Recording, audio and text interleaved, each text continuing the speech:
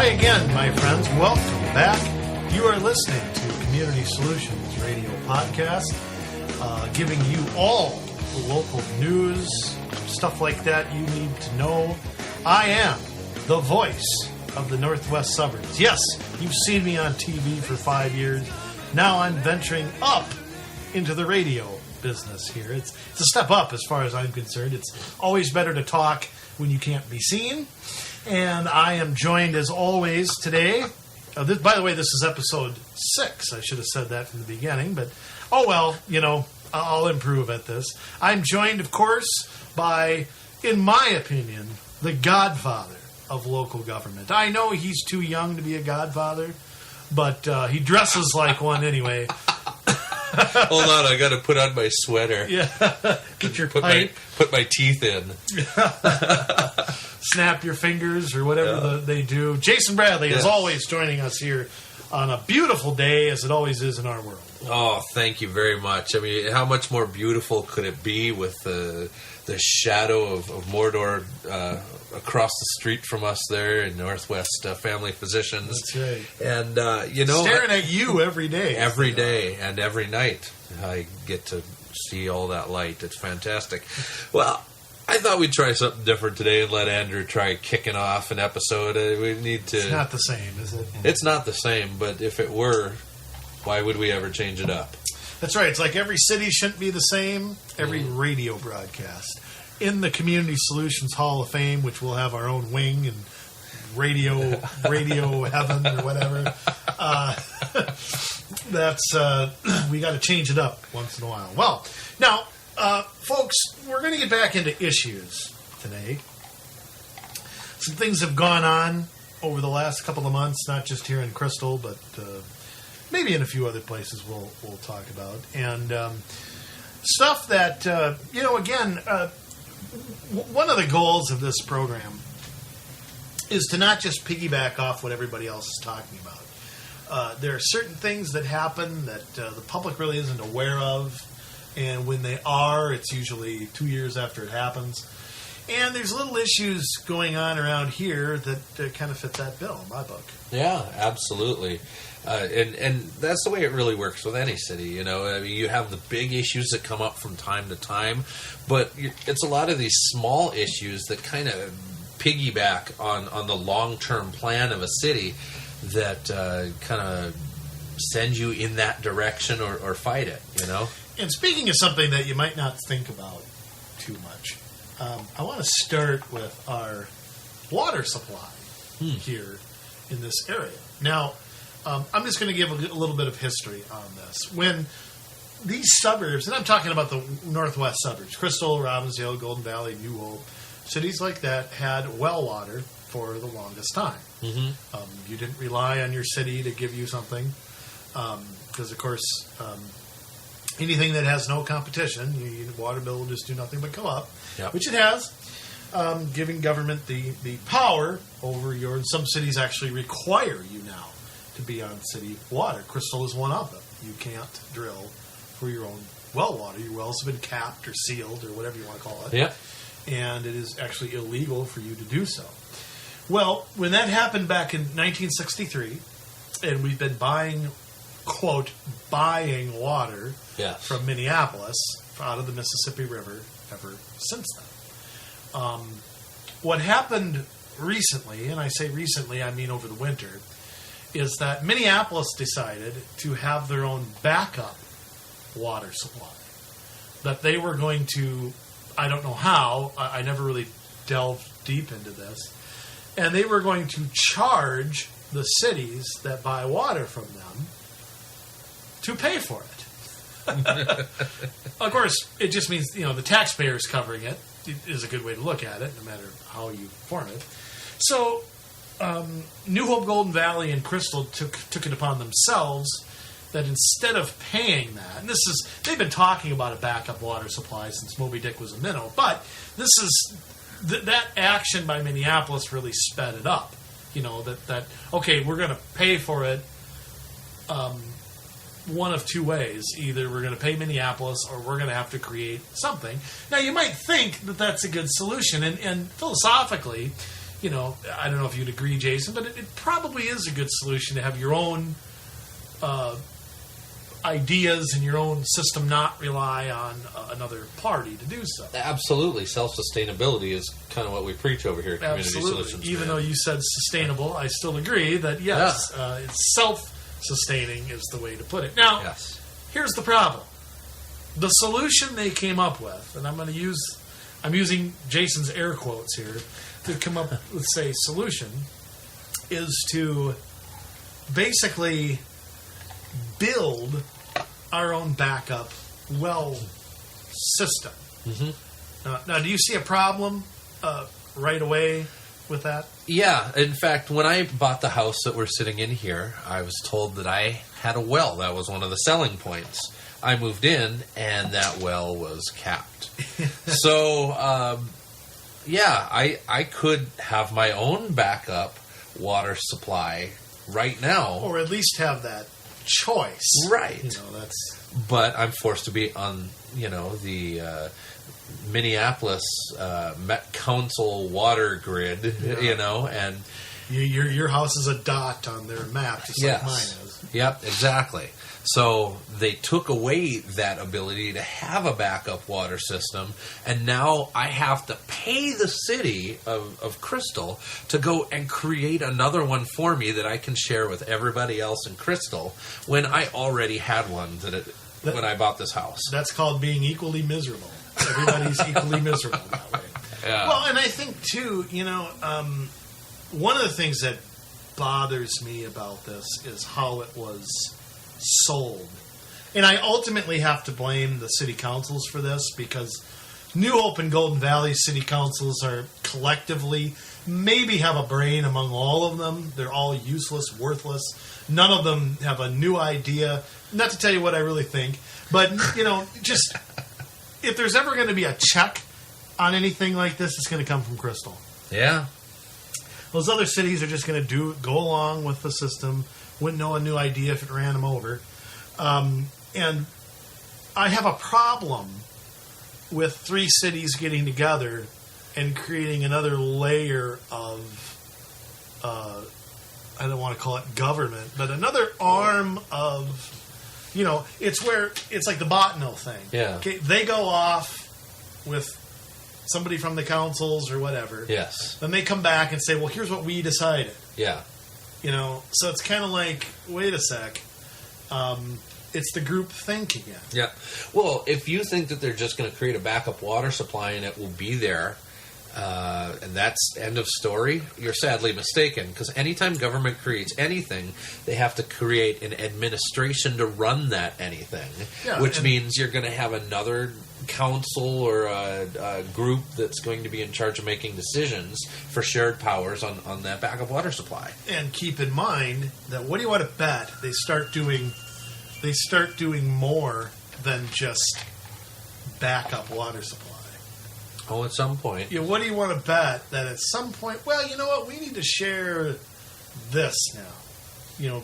We're already sharing the water supply. So right. It's just a little step. I mean, it's the unintended consequences of the growth of government. Mm-hmm. And when it comes to this backup water thing, I got to admit, okay, here's another thing that really pissed me off, was I watched the 3 councils take their vote on whether... Well, let me back up a minute. First off,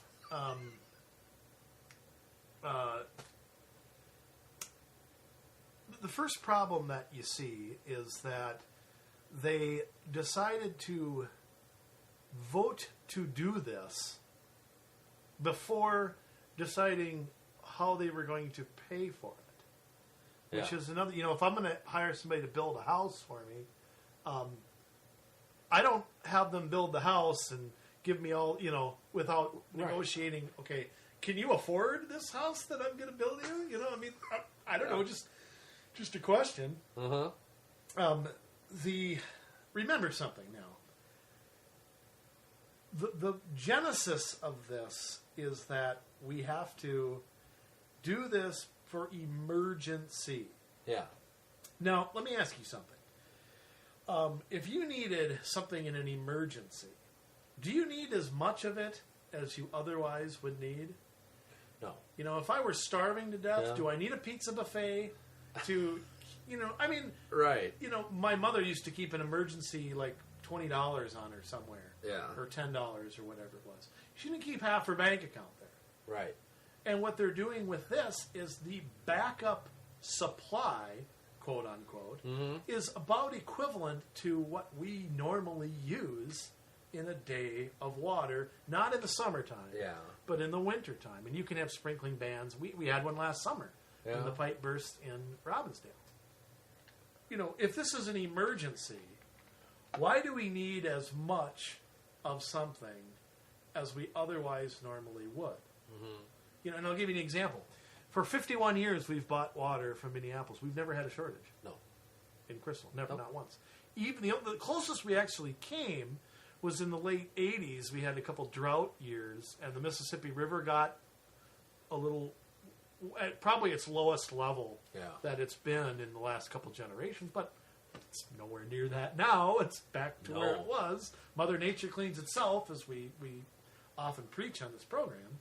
So, you know, the idea that we need, in an emergency, that in the last 51 years we've had no reason to use, Yep. we need to have as much as we, you know, otherwise normally would, is just another example of, you know, government,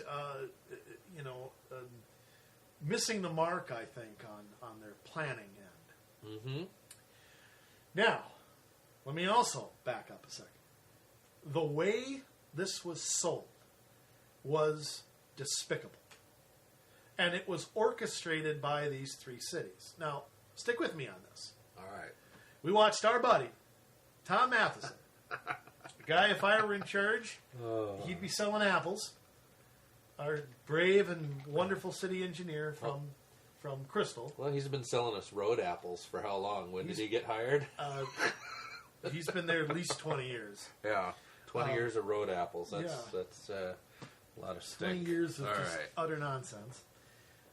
Said that basically used scare tactics at this city meeting back in January. Not Mr. Matheson. I know it's hard to believe, and look, we only tell the truth. There are no lies told on this program. You're familiar with what happened in West Virginia over the Yes. winter, and I don't want to get into all of the details. And of course, the pipe bursting in Robbinsdale Yes. last summer, which had nothing to do with contamination. He even tried to make the case that driving oil from North Dakota could possibly cause water contamination. I don't know how. He really wasn't challenged on that. I would have cut him off and said, "Go sit down. We'll figure this out for ourselves." But I didn't. I got less decorum than some, and basically painted a doomsday scenario to try to get this pushed. Now, what's interesting, I watched the New Hope City Council meeting to do this, and I listened to Mayor Hemken, Yes. who normally has nothing valuable to add in a discussion. Wouldn't know she was there if she didn't have to run it. Said when they were passing it, well, we don't want another West Virginia. Oh, coincidence. Go to Golden Valley. Yeah. Our new favorite mayor. Da-da-da-da, got his cape on, boy wonder. Yeah. Said the very same thing. Huh. Used West Virginia Interesting. as the premise. And of course, the council just sat there and nodded like the doorknobs they are. It's almost And- as if these mayors were being fed a line from. Well, Mayor Adams didn't say that. Well, of course But- not. Yeah. Of course not. But our two other favorites did. Yeah. Now, let me present something. And the pipe bursting in Robbinsdale is another red herring. The backup water supply has to go through the same pipes Yes. as the Yeah. water from Minneapolis. Yeah, they're So- not going to dig up every street to lay a second set of Yeah. pipes. It's, So it's if not going to happen. Yeah, so if a pipe bursts in Crystal, it's not going to matter that we have Yeah. a backup. The water still can't get there. Okay? Yeah. You know, I mean, that's just part of, one issue that I just can't believe nobody said that. Like, wait a minute here. Okay, if a pipe bursts, does it really matter where the water, if that's going to use the same pipes? And, you know, the other just point about basically the way the cost is divided, $4 million just for a backup water supply. And that price, of course, is deceiving because it doesn't include the maintenance and all the upgrades they're going to want to make 10 years from now. Basically, that is divided about 31% to Crystal, about 31% to New Hope, about 38% to Golden Valley based on consumption. So there is a division based on that. And these wells, there's the big one over by Cooper that could have been used 50 years ago. Yeah. That was stopped when we all got on the system. And they're building two others. Or I don't know if there's an old one somewhere or something. So look for large increases in your water bills. Absolutely. Because it's not just the construction of new places. It's also, like you said, maintenance and upkeep. Anytime government builds something new, anything that's new deteriorates over time and will take money for upkeep and maintenance. And that's costs that are not accounted for now, and they will be as soon as they start the construction of this new project. And keep in mind, too, that government estimations are never right. Never. Just look at the Met Council. Yeah. Well, look at Hiawatha Light Rail, which cost 2 times what they said it would.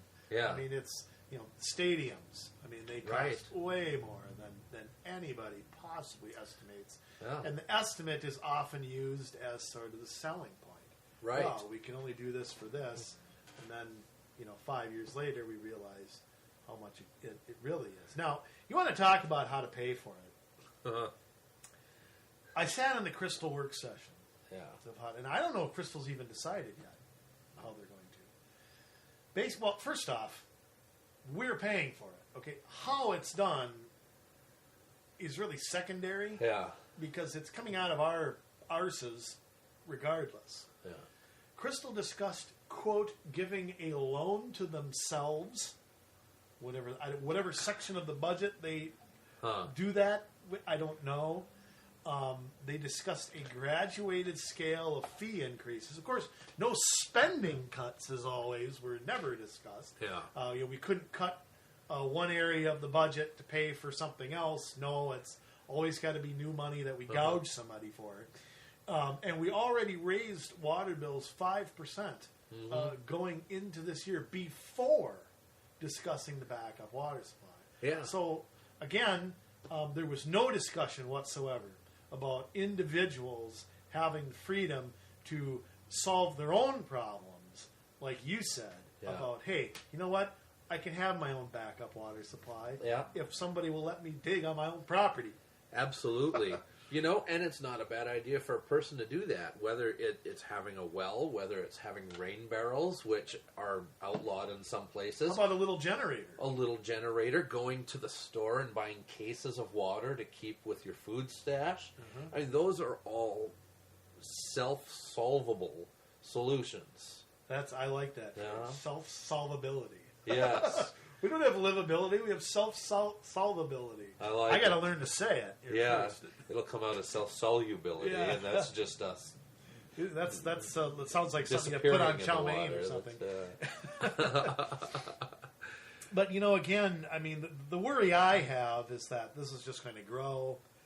It's going to cost way more than they claim. And the odds of us using this are so remote.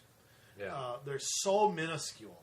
And I'm not saying something couldn't happen, but, you know, I could get run over by a bus walking outside. Okay, it doesn't mean I should never leave my house. Right. So there's just got to be some risk out there. Yeah. Well, and I was speaking with Senator Benson from here in Minnesota, and we were having a conversation about the Met Council and about water and sewer. And she had told me that, and this goes back to projections always being wrong, is that the Met Council had given projections on how much population was supposed to have grown in their area and used that to get a foot in the door to go build water and sewer, which did not exist up in, I think it was East Bethel that we were talking about. And and then supposedly with the new population and stuff, it was all going to be paid for and all this, via the taxes on the new developments. And surprise, surprise, everybody was on wells up there, and now they have this water and sewer system, and the population, of course, did not keep track with the Met Council's projections. So guess who is paying for that now? All of us. Well, especially the people of East Bethel. Oh, yeah. I mean, the city has to somehow make up that amount of money that they have to pay. And you're right, all of us, because we all kick into the Met Council, but even to a greater extent, the people of East Bethel are held on the hook for this because they didn't grow their population enough, so they're being punished. So the Met Council pushes this plan and then hangs the city of East Bethel out to dry, basically. You're right. And so... Who owns the land? And that'd be a good thing to ask. I mean, who owns... Does the city own it? Does the developers county own it? I don't know. But yeah, now we've got these spots where we want to build wells here in this area for a backup water supply based on projections of what we think we're going to need in the event that what happens, something breaks, I guess, between Minneapolis and Robbinsdale again. It's just kind of ridiculous. Well, and again, I just hearken back to, number one, there's a private solution to this. Yeah. And number two, we could have been on wells the whole, Yeah. It all goes back to being dependent on another city for an essential resource, right? And forcing your citizens to do it. Yeah. Which none of us around, we weren't here when the council wasn't here. I'm not blaming anybody here, right? But again, the way to unravel it is to bring out the freedom and choice and decrease the size of government, right? And it's how many times have we seen this in government where government undoes something that was working and then finds out that what they created doesn't work and they have to pay to convert everybody back to the way it was. Reminds me of a Simpsons episode where, and this never happens in government, where they had an infestation of some insects. So they brought in all these snakes to take care of the insects. Soon they had an infestation of snakes. So they had to bring in mongooses, Yeah. to take care of the snakes. And soon they had an infestation of mongoose. So yeah, and you're right. You see that in every area. Yeah. Public education is another great example of where people. How did education start? Started in a one-room schoolhouse because local people decided that was important, and government came in and said, "No, you got to. Teaching's a profession, and we have to professionalize. You have to have a license to do it." Yeah. So that then local people couldn't do it anymore, and now it's gotten so screwed up that they keep coming up with another way to screw it up. Yeah. So you do see that everywhere, and it's not a shock that something like water is the same thing. And here's another thing. When you only have one choice, when I have to be on city utilities or city water, I don't have an option. They're going to bill me whether I use any water at all. Exactly. So because everybody, quote, has to contribute to the collective. So, how are you ever going to have change when there's no outside forces making the change? Yep.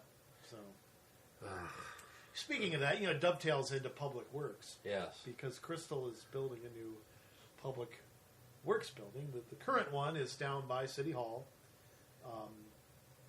Right there with the fire, right at the City Hall site. And before we get into this, just because this might seem localized, and maybe the last thing did, but I think to a lesser extent, if you're new joining us, we do talk about things that are happening in specific cities, but these are great things for you to listen to no matter where you are, because, as we've explained a billion times, if it's happening here, it's happening in other places, and it gives you ammunition on how to fight it, because nothing in city government nowadays is an idea unto itself. It's come from somewhere, and everybody's using it. Yeah. So, all right. No, that's a good disclaimer to put out there, because we are kind of zero focusing on the cities around here. But Crystal decided, and I have to, and this predates Mayor Adams and the current council and all that, they need some upgrades to their public works facility. And I will concede, I have not toured it, but I know people who have.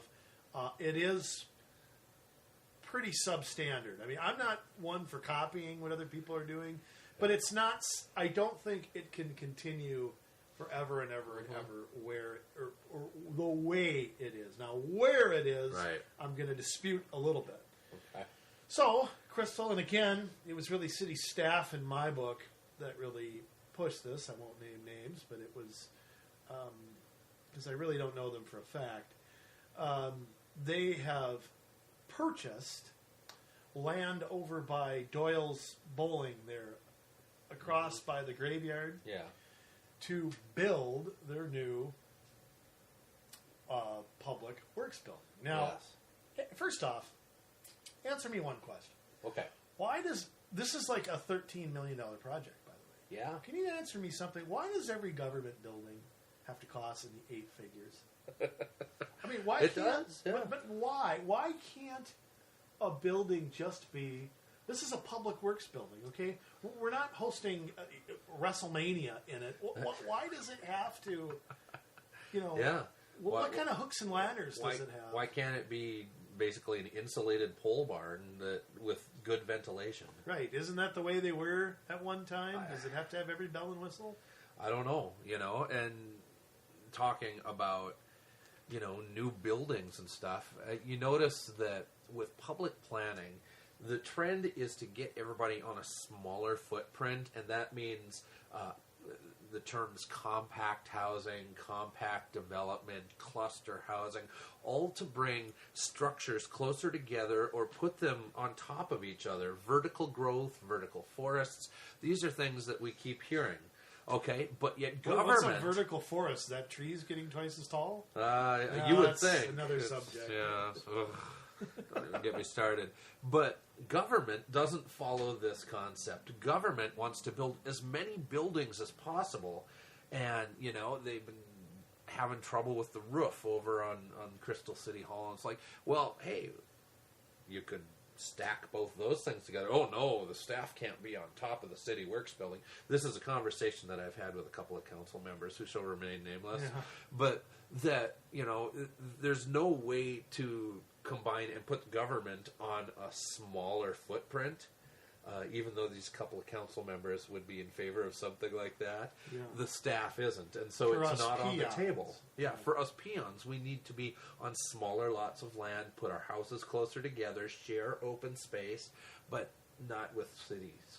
Well, and I think that's true, and I think, one of the things that's not being talked about here, and in fact, I didn't even hear this discussion, to buy the land. Okay, now stick with me here. Okay. To buy the land to put this on, they had to use eminent domain, which, if you don't know, is it's a mechanism that government has to take land for a, quote, public purpose. Now, the definition of public purpose has really stretched. Mm-hmm.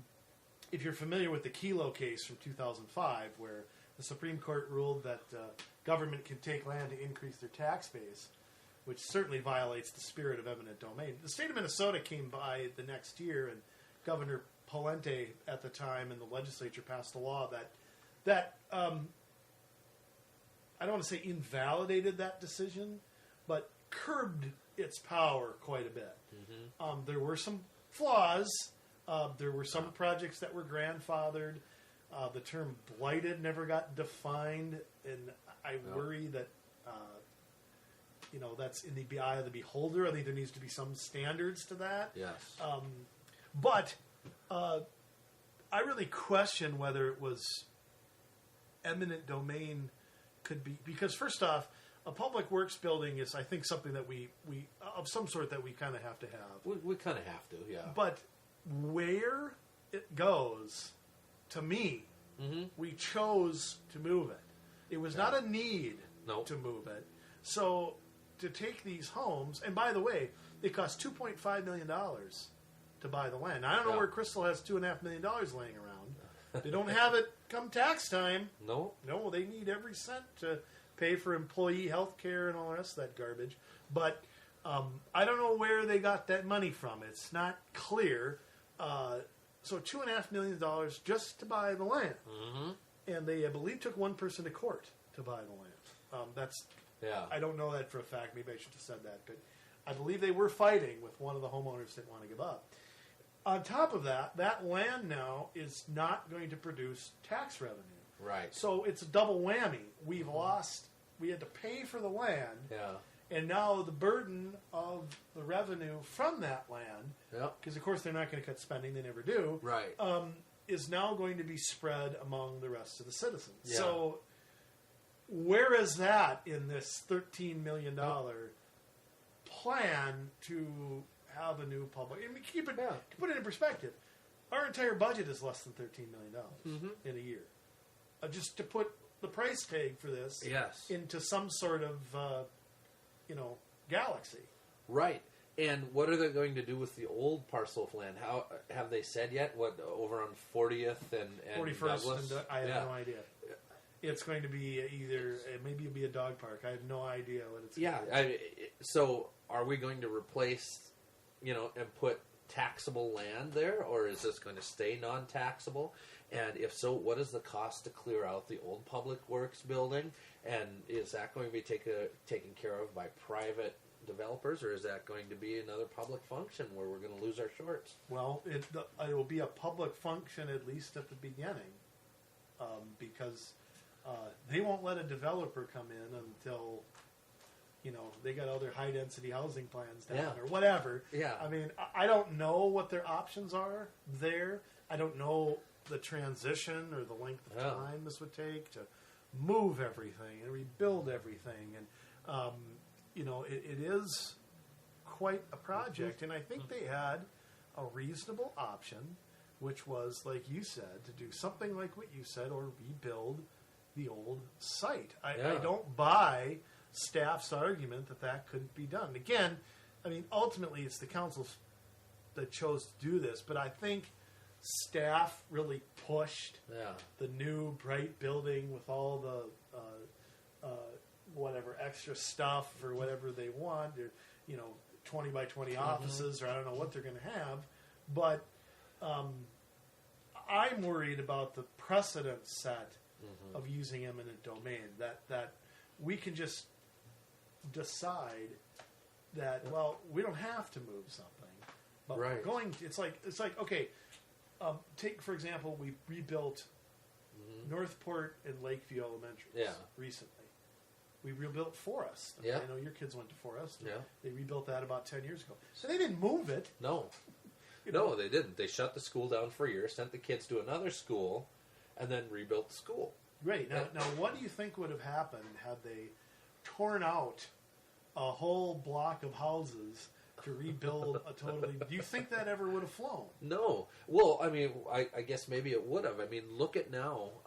Again, we're sitting kind of in the shadow of not North Memorial... Northwest Family Physicians. And there used to be houses across the street, right?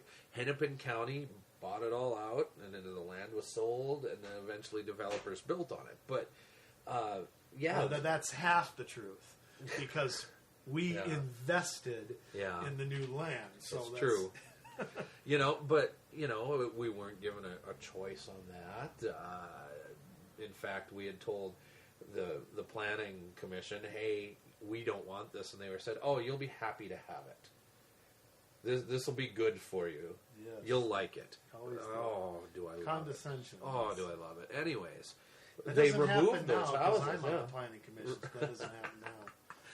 But they removed those houses that were there and put up this huge building and all these lights, and now it's traffic and cars. But the people weren't able to stop it. And there were people that didn't want to sell out, and it happens. And keep in mind the cost of, what did you call it, the backage road? Yeah. And and the cost of widening the road, all the homes that were taken out south of the bridge there, and the cost of redoing that bridge. Yeah. The bridge was out for a year, which hurt, the gas station over there, and there are costs that are, not calculated, that are very real economically. Mm-hmm. And so, but they never make somebody's estimate sheet, and it'd be really nice. And I'm gonna start my Christmas wishing early. It'd be really nice to have a local media that would occasionally challenge the people who are in office. I mean, I watched an interview with Tom Matheson on Channel 12 where he talked about the backup supply, and Patrick Peters, our community development director, who's a good guy, but he comes from the planning kind of background. And I saw interviews with them about these two issues, and I just shook my head of how anyone thinks that that's journalism. I mean, basically they were given an entree to put out their talking points without anything really being said counter to what they were saying, or even a question saying, well, do you really need this? Right. Oh no! It was almost like they were in cahoots with the TV channel. Yeah, and in keeping in I guess standard with what government does, because they're never going to do anything differently than this. The new building will cost more than it should, because it has to be environmentally friendly, and it's got to meet the deed and lead specifications, and it's going to have this and that to make sure that it's green. That's right. The environmental police will be in there making sure that it's all up to their. And again, when you don't have to answer to market-based, a private developer might want to put up things like that, or might feel like they should, but they say, wait a minute, I've got to make a profit here. Okay, this isn't a charity. I've got employees. I've got, I got a family to feed. Whereas the government will put no limits. Put it this way: they'll put no limits on what something possibly could cost now or in the future. And we've got the same issue over in New Hope. Yes, we do. With the new the town center Humvee? city. What was it? That Humvee. Hy-Vee. Yeah, over in city center. Well, the whole city center project, just generally speaking, is it's a mess. nightmare and a half. I mean, you look at the master plan for that, and it looks like they downloaded it straight out of an ICLEI manual. Yeah, no kidding. Straight out of smart growth and all the terms that we constantly hear. And, for a long time, that area has been... Damn phone. For a long time, that area has been, I don't want to say economically depressed, but because there are things like Lifetime Fitness and Applebee's, and, there are businesses there doing well. But you saw Kmart go away. You saw, and the thrift store is doing well too. Yeah. But you see things like TCBY got up and left. Yep. There's Pizza Joint. Blockbuster went out of business. But there's a lot of just. It's an area that for probably 15 years has been not very productive, not nice to look at. Yeah. It really is just an economically challenged area. And I think New Hope is over-retailed, over-commercialized. Yep. It's a second-ring suburb, really. I question whether putting up... Now, look, I don't want high-density housing. Don't misunderstand me. But is a grocery store, which has been in there before, mind you, what do you think of that as a thing to... And I question what's going to happen with the whole thing completely. But well, I mean, just across 169, you've got Cub. Yeah. You know, and that's been there a long time. And you got another Cub on 36th. And yeah, you got one on the Crystal side. And 42nd, you've got Olmsted. Yeah. So we've got 3 grocers on that road. Yeah, on that road. And then Oldie's not that far away That's either. true. And Target, the Target over here sells groceries. You've got Super Walmart not too far away. I mean, there's a lot of grocers in the area already. So unless you're going to get into the business of like ultra discount grocery, I don't know that there's a market for another grocer. Well, it's just, I don't know that tearing it all down and putting up a grocery store is, I don't know what the good options are, quite frankly. I just wonder whether keeping it 100% commercial is really economically the... Well, and that's not really in the plans, though, either. I mean, there's the plans for the mixed-use and high-density housing to go in that city center area as well, because as you know, the Kmart part just took up a portion of that. Right. And then the rest of it over by where Unique and stuff is now. I mean, it's a pretty big area, and there's been talk about moving their city hall to a different place. And just imagine the billions of dollars, billions, that it's going to take to make all these plans come to fruition with lots of room for parking bicycles and remember, underground and not street-facing parking for cars. And remember, like what you said about things not coming out to the cost they envision. Yeah. You imagine what New Hope would do with the new city hall? Oh boy, I don't think it'd quite be Ramsey, but it would be really nice. It'd be I'm sure. the city Taj Mahal. Yeah. I'm sure it would be. And I think that was a sticking point in there. They talked about a medical building at one time too. I think that's a real sticking point because of how they'd have to finance it. So right. One of the things they won't tell you is this is all being done on borrowed money. Yes. So they don't have the money to do any of this. And it'll be tax increment, which again, there should be limitations on. There really isn't, and they can't do that for any property that does not produce tax revenue. So they'd be on the hook for moving City Hall, and I think that was. I think if New Hope had their druthers, they would have moved City Hall. They just really don't have that as an option, and I never saw any plans of what was supposed to go where City Hall is. Yeah, I don't know, and the problem is New Hope got themselves waist deep in the muck. I mean, they've already purchased and demolished the Kmart building, which the taxpayers of New Hope had to pay for, and instead of trying to urge private developers to come in and do something with it, or better yet, keeping their nose out of it and letting Kmart work that out with a private developer, if Kmart was tired to be in there. Because whoever owns that building is still on the hook for the taxes until they sell it. So, and the commercialized property is taxed much differently. Yeah. And, I don't know. I mean, I think it's just you're facing the same old issues again. I mean, we had the issue with the Learning Center, which just got torn down. I don't know if you've driven by it. Yes, I have. But the city came in and bought it. Why do they have to buy it? Yeah.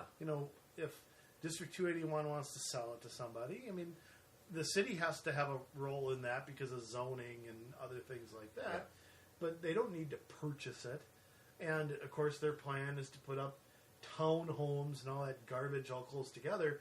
Well, we've already got that. Across the street from there. And Kitty Corner. Yeah. There's another one by Sumter Avenue. Yep. And, how much housing, they stuffed the CVS with Jimmy John's, and I think there's one other business there.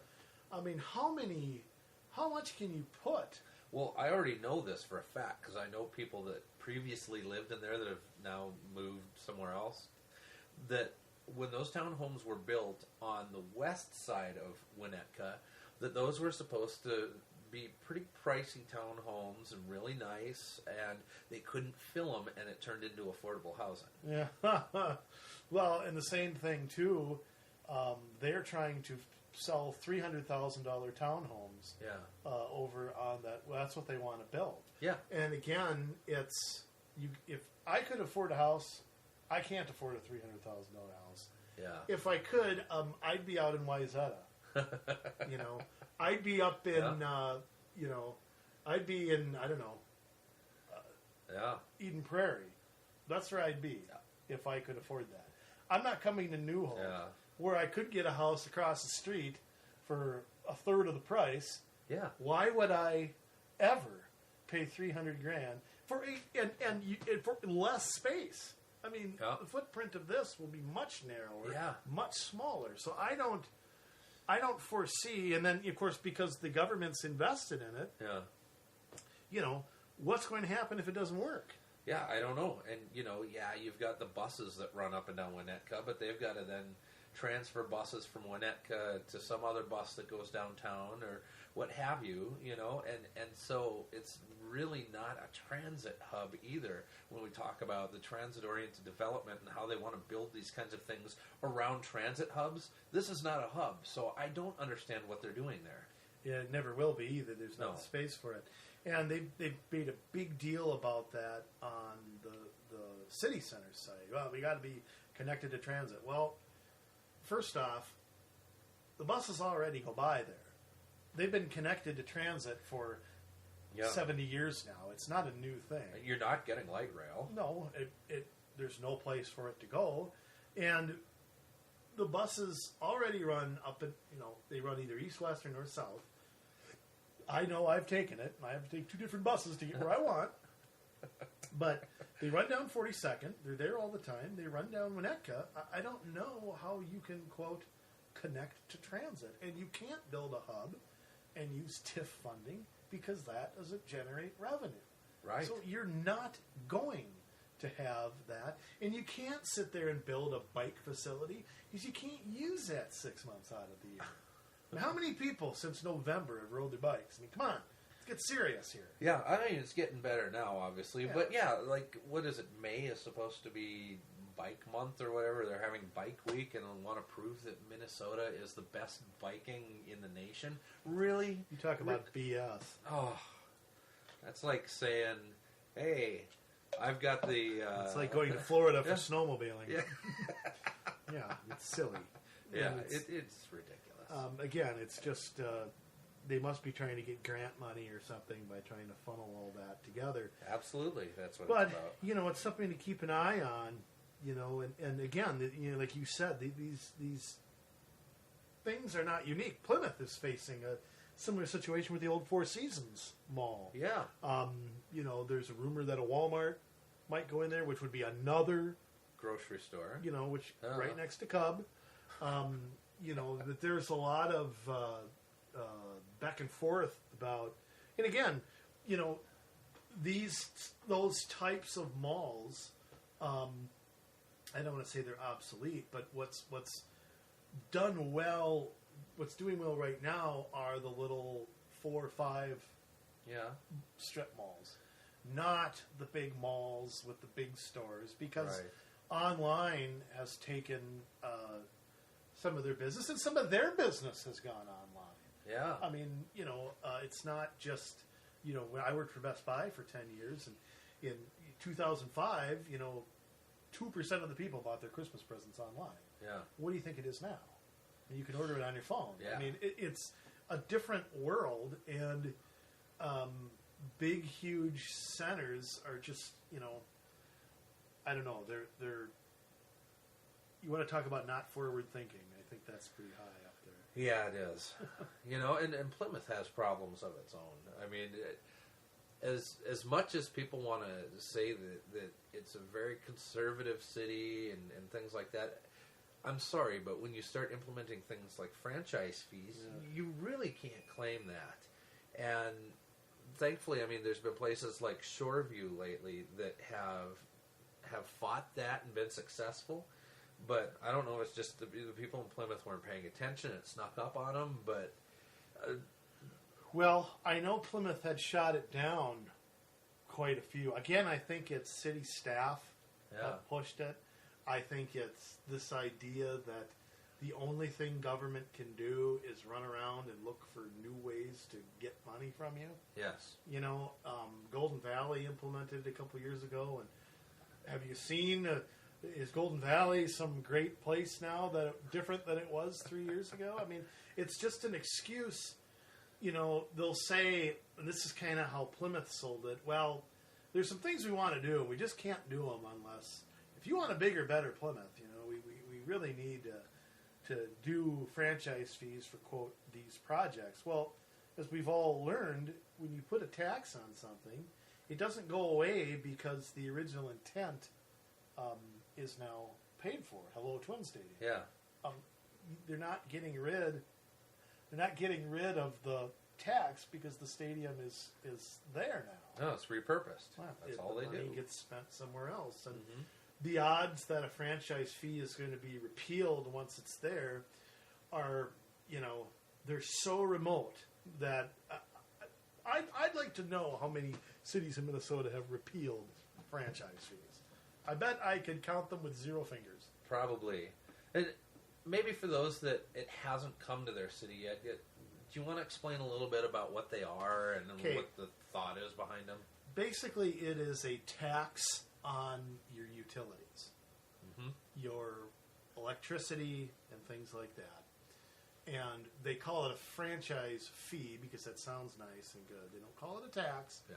It's a fee. And basically it hits...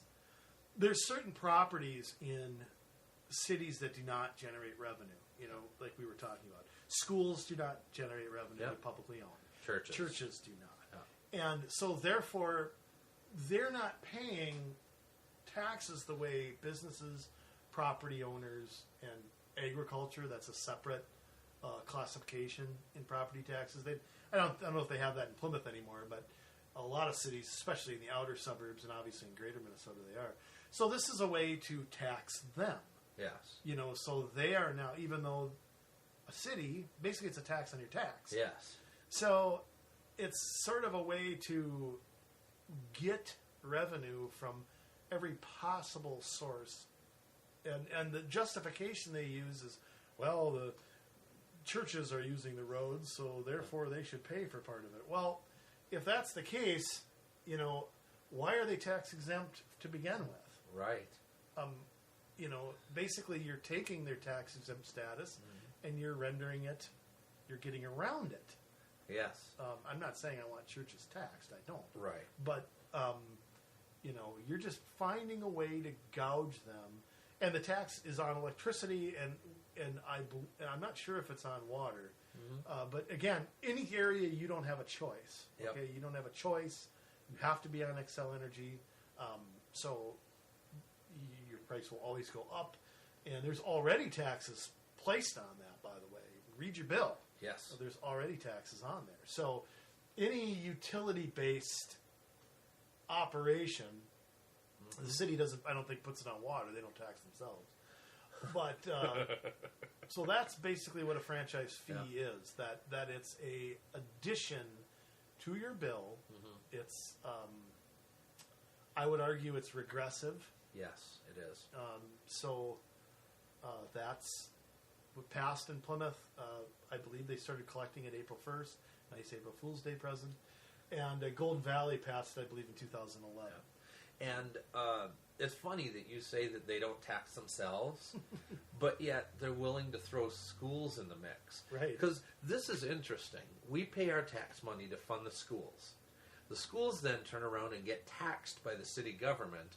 So our tax money is going to the school and then to the city, and then the school, who all of a sudden doesn't have enough money, is going to turn around and put together an operating referendum, right?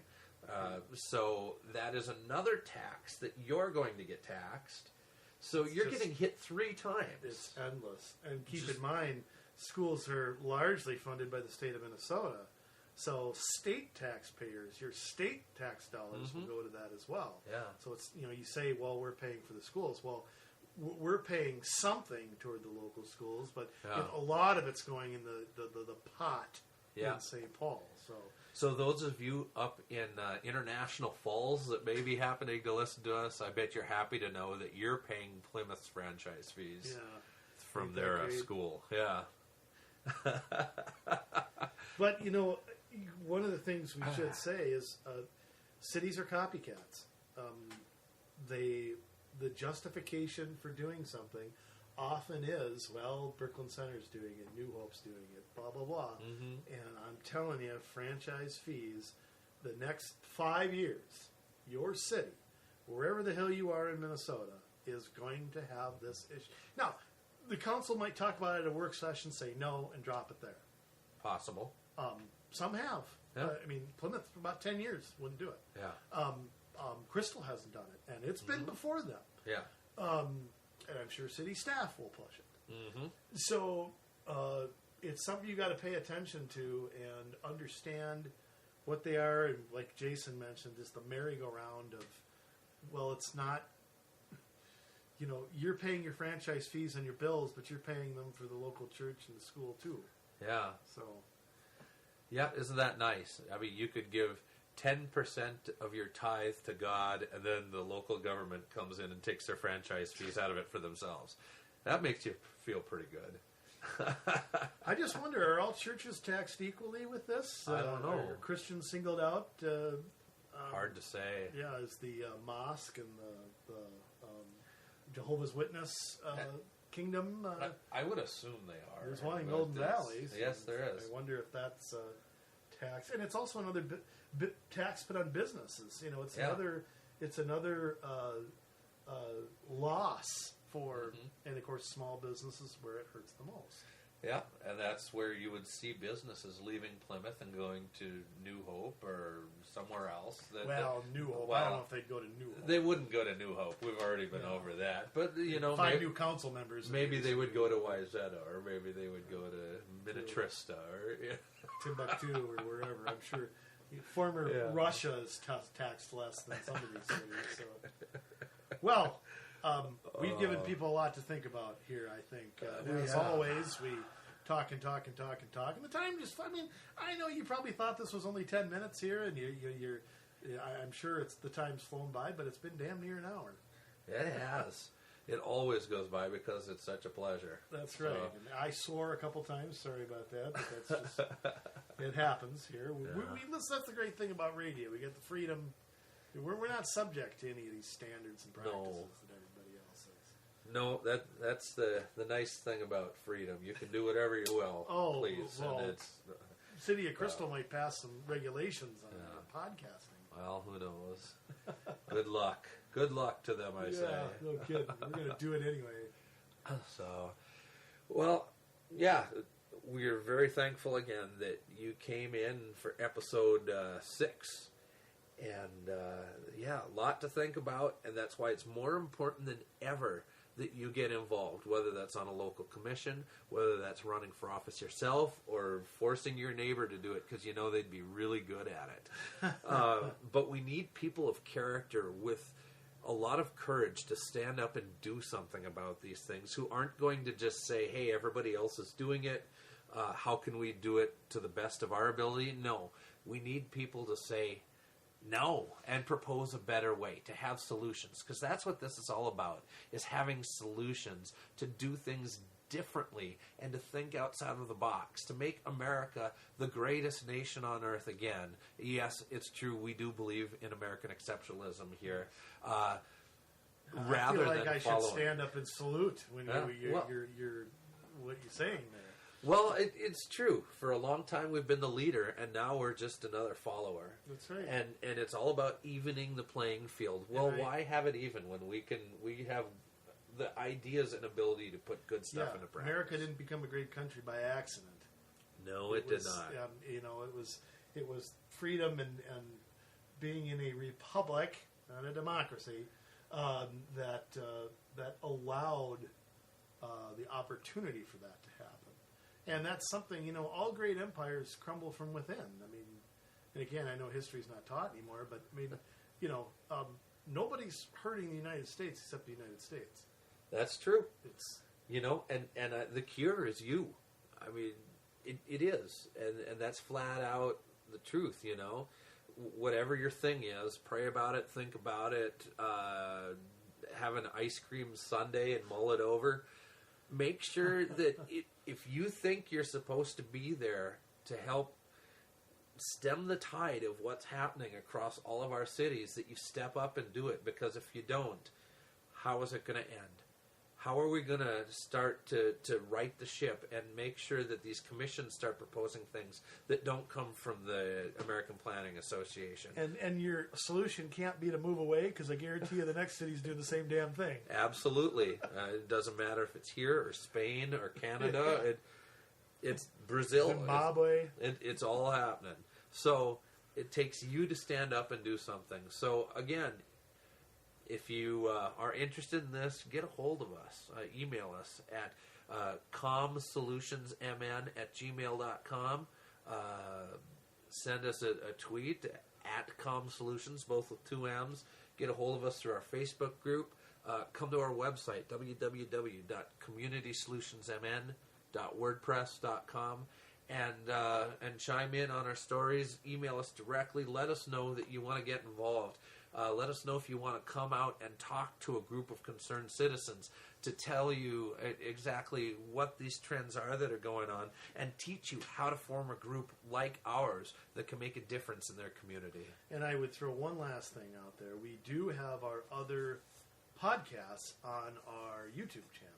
Community Solutions YouTube channel. Yes. So if you want to catch, this is episode 6. Episode 4, I'll warn you, is very long, but it is very good because the city budgets we talked about there. We've talked about the Crystal New Hope Fire Department. We talked about transit, and we've really gone in depth on some of that and some of the roadblocks that we've faced, and they're educational to go back and listen to. So I would encourage you to go there on YouTube and listen to those things also. Absolutely. So until next time, and hey, I think we delivered episode 6 earlier than the distance between 4 and 5. So I think we did our job there, as we alluded to in the last podcast. So we will be back with episode 7 before you know it, and hey, get a hold of us. We'd love to hear from you. So until then, take care, fight hard, and keep learning. All right. Have a good one, folks. Yep. Bye.